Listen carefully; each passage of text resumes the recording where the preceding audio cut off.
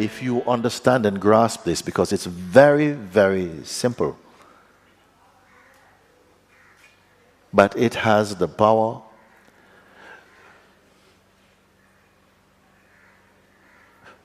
to reveal the different layers of the functioning of consciousness and the recognition of the awareness by itself.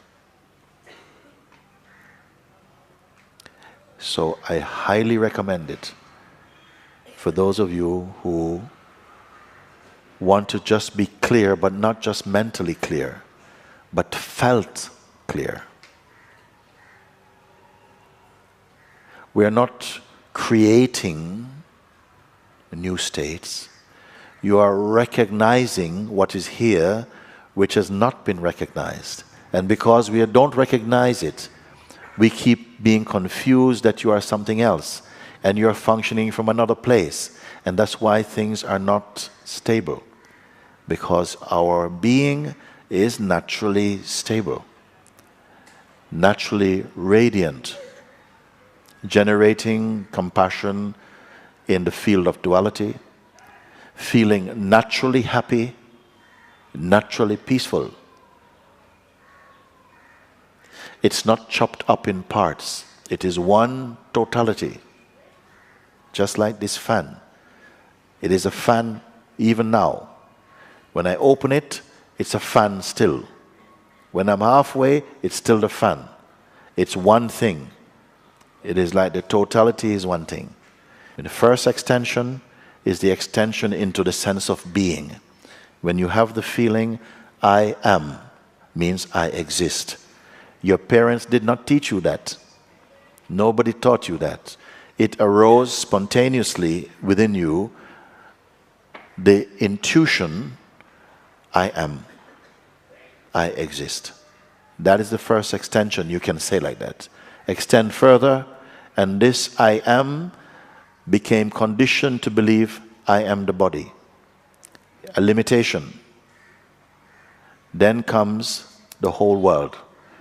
I am the body, this is the world, this is experiencing. What is spirituality? The search again for original unity. Why?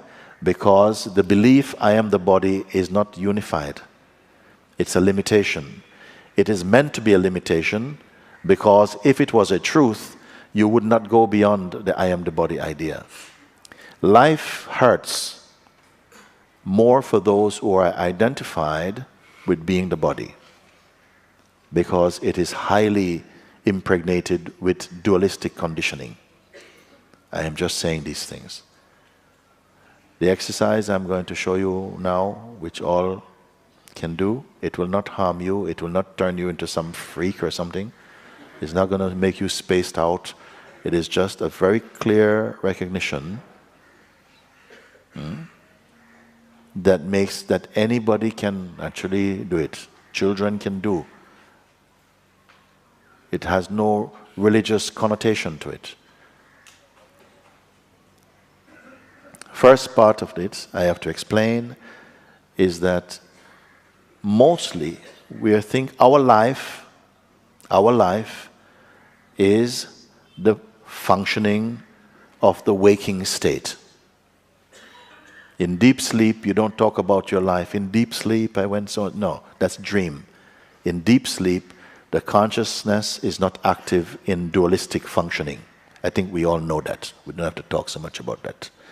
Our life, as we know it, our friendships, our family, the sense of future, your career, who you think you are, who you would like to be, the notions of heaven and hell, gods and demons, life and death, you and me, this and that, all of that you may call the waking state consciousness and its activities. It's simple enough, like that we say. All of this, including as soon as the consciousness is awake, the waking state is there, functioning of perception is taking place. So the world seems to be moving and there's awareness of it. Just so you're sitting here. You can hear the sound of the birds, You can feel the sunlight, you can feel the warmth of the day increasingly. You're aware of my voice, of the people around you, the sound of rickshaws going by, all of these things, without moving at all. Simply, it is there. You can turn your attention to anything. If I say, let's just listen to the birds now, the attention can just go and be focused on listening to the birds. You're not doing anything sweaty at all. If not, it stays into a kind of panoramic openness, and all sounds can drift through. Not just sounds, but all the evidence of the senses are functioning naturally, and awareness of that, perception of that is taking place naturally. This is the marvelousness of consciousness. Let's take it that if all your perception, including the sound of the bird that's happening now, your memory of yesterday's bird singing, your parents, your family, where you would like to go when you leave this place, what countries you want to visit, your hopes and aspirations, the sound of traffic. Even if this place was so quiet that you could hear your heart beating, you can feel the blood flowing, you can hear the breath moving, everything that is perceivable. I am going to call it the buzz of existence. You follow? I'm going to show you the exercise. Exercise is like this. You take a breath inside, take a deep breath. I don't want you to do it completely, but listen first as I'm doing it. Take a deep breath and imagine that there's a balloon, like your lung is a balloon. And you take a deep breath, and then you don't tie the end of the balloon, you simply release it. You're not breathing out, so don't put any intention on, you're not breathing out. You breathe in and you release the opening of your balloon, and it just comes out. It's just coming out naturally by itself. So the action is not that you are breathing out. When the breath is coming out, let it come through only the nose for a minute. This exercise, many people who have done some pranayama, they probably know it. I did not come from that background. So when it was shown to me, because it was helpful for a condition I had physically, immediately on being shown, I saw the effectiveness of the same exercise as a metaphor, a physical and practical one, for the functioning of the universe, for the ground of being, which is unmoving, and for the witnessing of both of them in one exercise. So I am not presenting this to you as a pranic or pranayama exercise, but simply as a kind of window in which you are able to see the functioning around your inmost being and what it is that is inmost but cannot be seen. Are you up for it? The breath, as it's coming out the nostrils only, will make a buzzing sound. You're going to do that. You can do it without the buzz, but for the exercise, the breath is in, out and through the nostril, and so it's a bit like Om, like when you do Om, but it's through the nostril. Okay, this sound and the activity is representative of the total functioning of the cosmos, including your body, all the bodies together, what is heard in the ears, what is felt in the body, the touch, taste, sound, mind, the movement of mind, the functioning of everything that you call life is held inside this.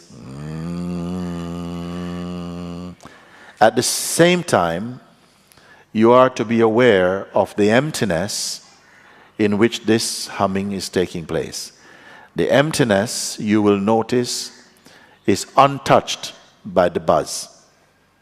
It is there at the same time. But where the buzz has a beginning point, the emptiness does not have a beginning point. It is there during the buzz. There's the emptiness which is untouched. When the buzz is finished, the breath is exhaled, it stops. The emptiness does not stop, and it does not start. You're going to notice that. This emptiness is the ground of your being. Your being is this all the time. It is all the time, this ground of being. It is from here that you can perceive the buzz of existence, which includes your body and everything moving and your sense of presence and everything. So simultaneously with there's the awareness, which is not the buzz, and it simply is. It is not the breath. It does not have a beginning or an end. That is like the field of being. Constantly, your waking state is evidenced from here. It is watched from here. But this place is not watching with eyeballs like that. Just perceiving of the functioning of life. Then, third thing to notice, which is not a thing at all, is that witnessing of the buzzing and the emptiness is also perceived, which means that this perceiving place is beyond both of them. Simultaneously, this is perceived by you.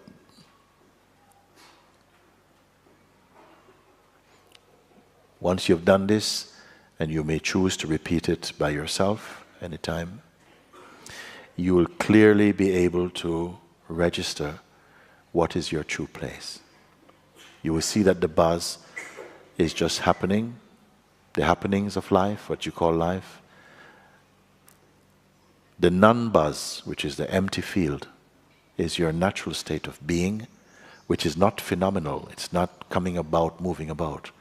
It's very important to know this, not intellectually, but just to know this in your being. Some things you know without study.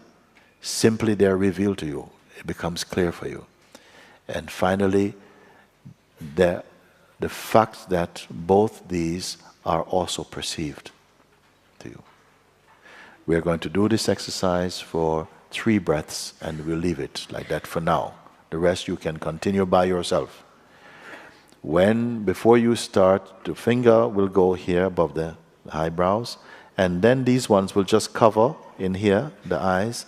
And this, if you watch now, pay attention, the 2 thumbs, they will go and they will close the gates, what I call closing the gate, no? To the outer sound, so that when you release the breath, the sound stays in your head for a minute. It's just to keep out any other kind of distractions and to help you to focus. That's all. And you'll do that and pay attention to something in you which is doing nothing at all. And that is the presence itself. Somehow there's a sort of presence. It's very subtle.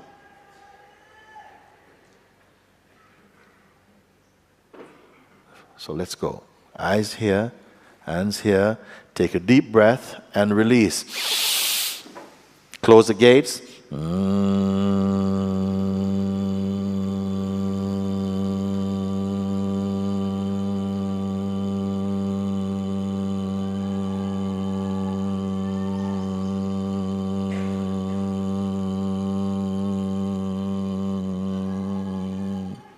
Empty. Breath again in. You're not doing anything. Release.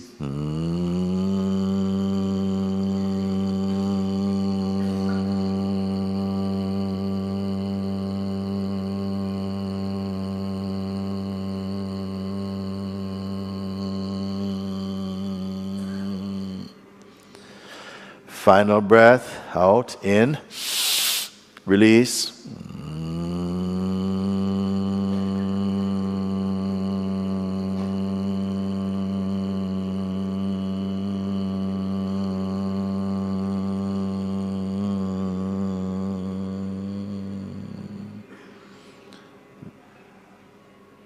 Very good, very good.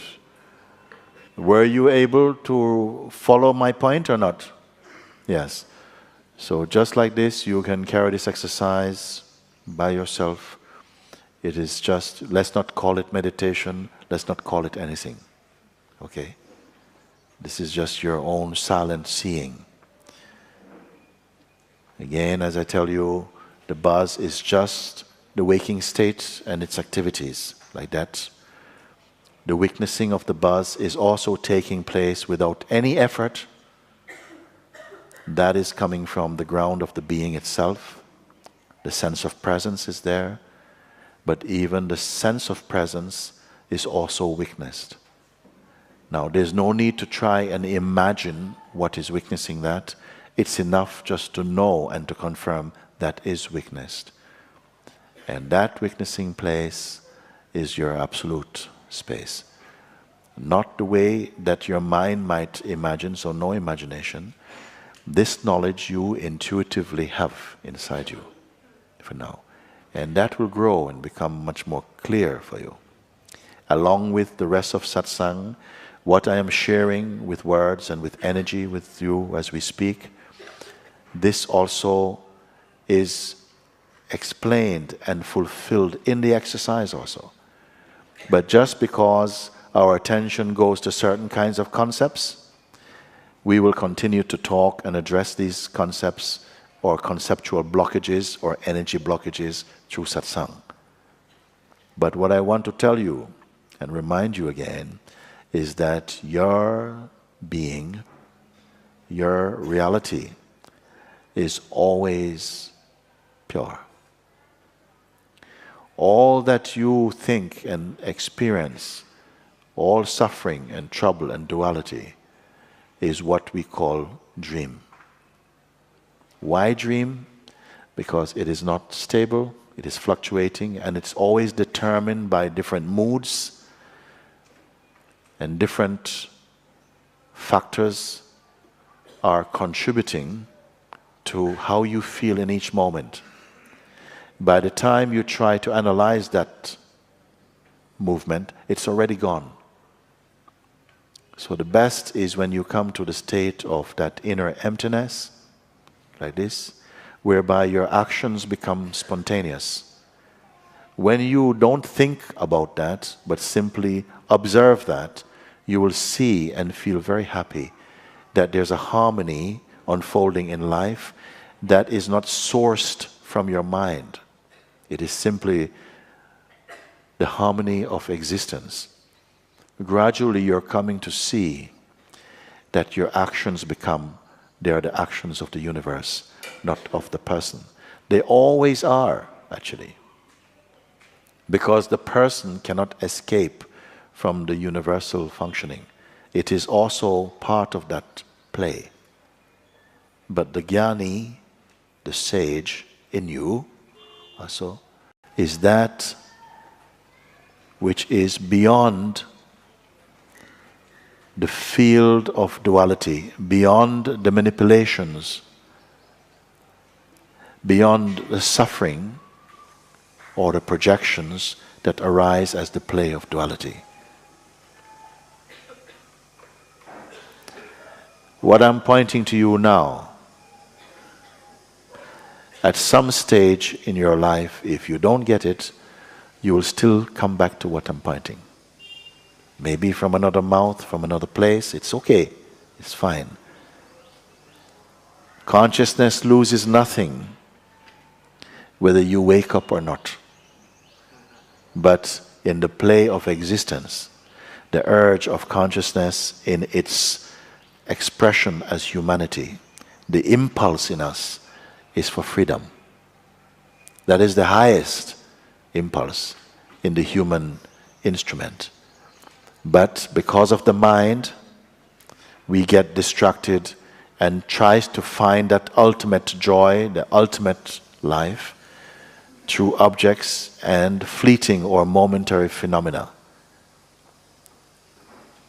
Some of you are ready for that fulfillment or completion of the intuitive understanding. Others will benefit enormously from this being in satsang.